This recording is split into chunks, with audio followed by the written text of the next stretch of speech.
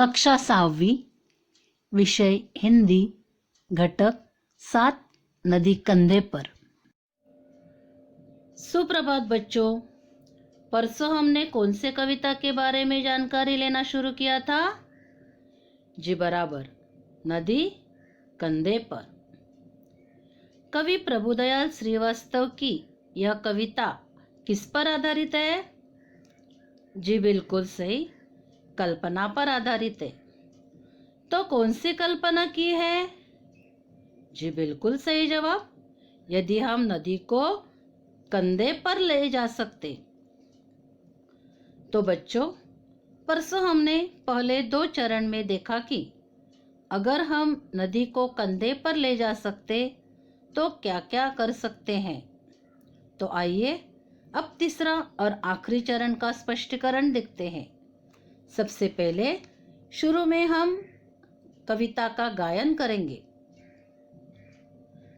अगर हमारे बस में होता नदी उठा कर घर ले आते, अपने घर के ठीक सामने उसको हम हर रोज बहाते। कूद कूद कर उछल उछल कर हम मित्रों के साथ नहाते, कभी तैरते कभी डूबते, इतराते गाते मस्ताते। नदी आ गई चलो नहाने, आमंत्रित सबको करवाते, सभी उपस्थित भद्रजनों का नदिया से परिचय करवाते। अगर हमारे मन में आता झटपट नदी पर कर जाते, खड़े खड़े उस पार नदी के मम्मी मम्मी हम चिल्लाते। शाम ढले फिर नदी उठाकर अपने कंधे पर रखवाते, जहाँ लाए जहाँ से थे हम उसको जाकर उसे वहीं रख आते। शाबाश बच्चों, अब हम आखिरी और तीसरे चरण के बारे में स्पष्टीकरण देखेंगे। खड़े खड़े उस पार नदी के मम्मी मम्मी हम चिल्लाते, शाम ढले फिर नदी उठाकर अपने कंधे पर रखवाते, लाए जहां से थे हम उसको जाकर उसे वहीं रखा आते।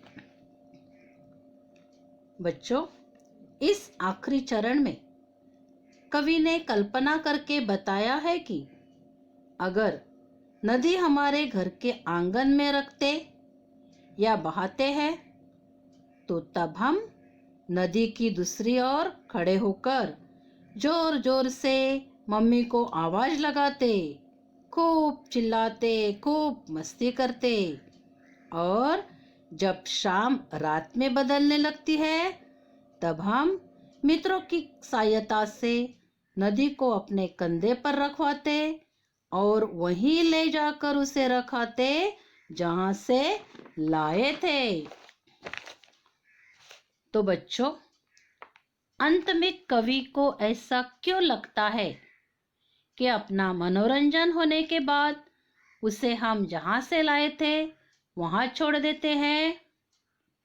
जी बिल्कुल सही, रात के अंधेरे में तो हमारे मम्मी पापा हमें नदी में मस्तियां नहीं करने देंगे। और दूसरी बात, जिसका जहां स्थान है वही स्थान पर वो अच्छा लगता है। मनोरंजन के हद तक वो सही बात है। तो इस कविता के माध्यम से आपने क्या सीखा बच्चों? कल्पना करनी चाहिए। बराबर, कल्पना करनी अच्छी बात है, कल्पना करनी भी चाहिए, लेकिन उसमें मनोरंजन हो, ना कि किसी का बुरा करने की कल्पना करनी चाहिए।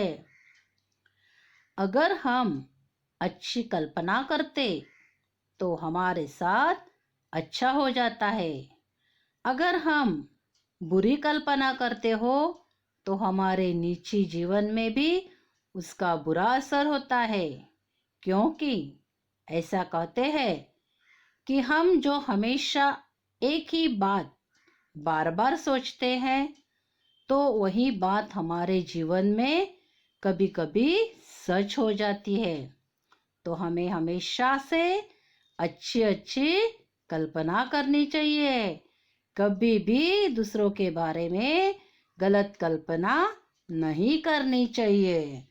तो बच्चों, समझ में आई कविता? अब आप क्या करेंगे?